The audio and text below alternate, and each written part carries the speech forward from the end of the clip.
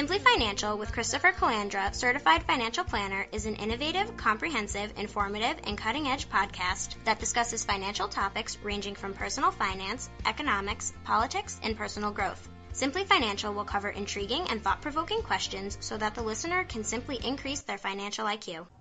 Welcome to the Simply Financial podcast. I'm your host, Christopher Calandra.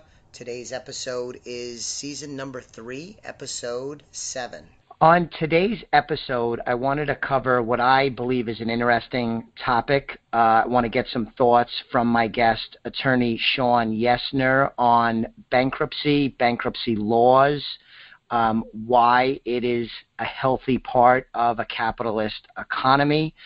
And I want to explore that a little bit today. I think it's a little bit off topic from what I will typically do, because so much of what we focus on the Simply Financial podcast is more about the achievement of financial goals. But if you're an entrepreneur, if you're somebody that is trying to obtain wealth and live a good life, sometimes bad things happen.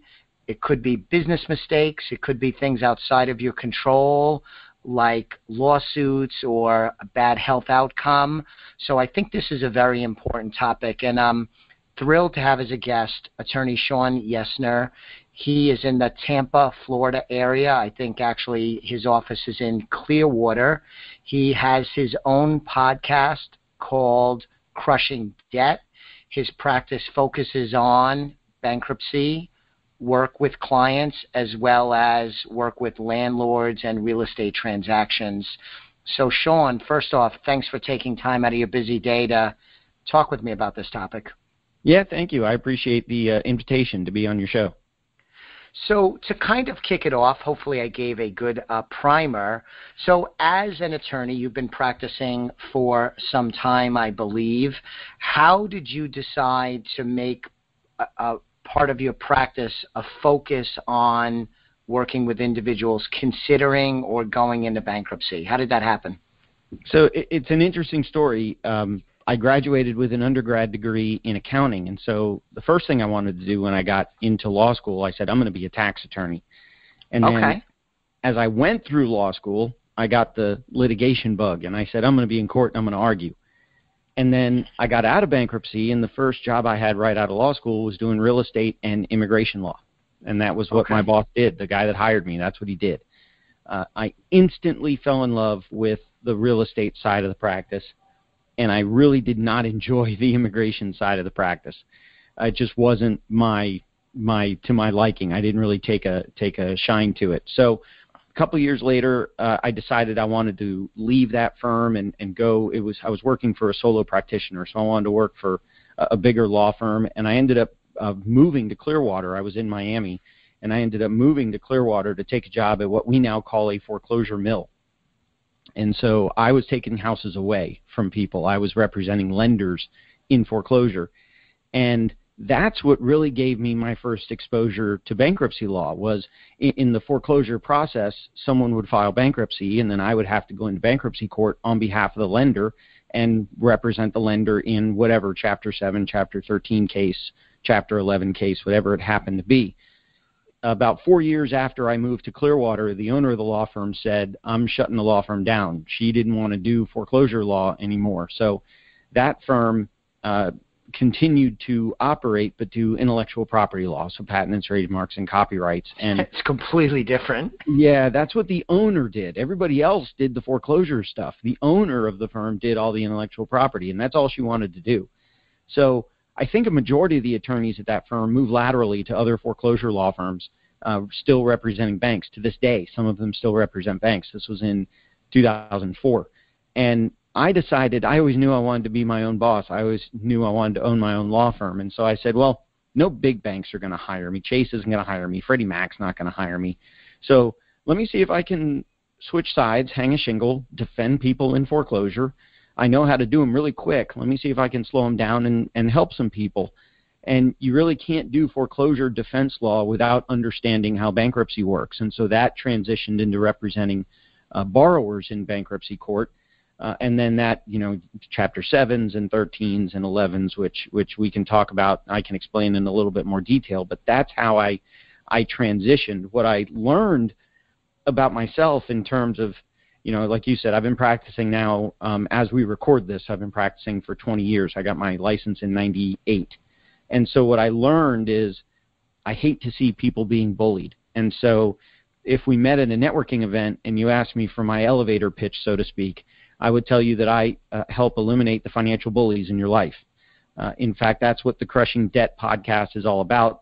I also wrote a book also called Crushing Debt, and it's 9 strategies to eliminate financial bullies. And so when I see people being bullied by creditors, that's what hits my hot button, and that's what causes me to help them out of that situation, help the borrowers out of that situation, help lift that burden off of their shoulders when they're being literally crushed by their debt load. So this is just a spur-of-the-moment thing, but a very, very good friend of mine, Brian, is an attorney, and I think similar to you, he's involved in a few practice areas in Connecticut, but recently his practice has become much more focused on defense, criminal defense. And of course, then that means that he's interacting with some people that might be considered bad apples. That's a nice way to put it. I don't know. Right. It's a family show, maybe.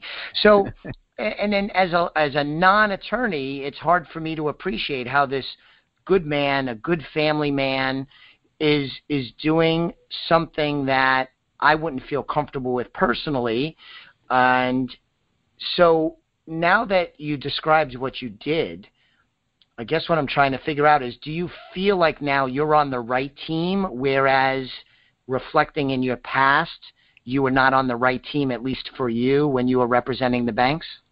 It's an interesting question. And so one of the things that I've really taken a look at, and one of the reasons that I came up with bullying is looking at myself and looking at how I grew up and looking what happened in my life. And bullies, and one particular bully, played a big part in who I am and what I became. And so that theme, I found, wove its way through almost everything that I did. The way that I'll answer your question, I also still represent creditors. So I still represent landlords. I still represent private individuals that may have loaned money. I still represent people that want to foreclose on property if, for example, they sold it and they took back seller financing, so the buyer's going to sign the note. So they're holding the mortgage. Right. I've foreclosed on behalf of those people. I've got a handful of those pending. And in that sense, I still think that bullying theme continues, because while I'm not representing, the big banks, the Chases and the Bank of Americas and the Wells Fargos, and I'm not representing those guys anymore. I'm representing an individual who owns a note and mortgage, and that person relies on the income stream from the homeowner in order for him to pay his bills. So it is a form of bullying in my mind for the homeowner not to pay that private lender. And so in that sense, I think I'm still keeping with the theme of what the firm does. And so I don't know that there really is any right side or wrong side. I joke about it with friends of mine in the industry that, I've switched sides, or I'm on the dark side, or I'm on the good side, or whatever. But it's really all comes down to, can I help the client come to a resolution? Can I defend the foreclosure? Can I file the bankruptcy? Can I file a debt harassment lawsuit? Can I do something that gets my client to the end result that they want? All right, that's a great answer. I don't know if it was a great question. I kind of stumbled in the build-up to it. No, I get it. But it was a good explanation. So one of the questions I had, and you referred to this before, maybe you could educate me and my listeners. There's different types of bankruptcy, right, for individuals. There's different chapters. Right. You mentioned a few of them. There's Chapter 7, Chapter 13, I think. Can you walk through the major types and give us just a thumbnail sketch of each one? Sure. So Chapter 7 is what we call liquidation. So every state is going to have its exemption rules, and the exemptions say what can or cannot be protected. So, for example, in Florida, homestead is 100% protected.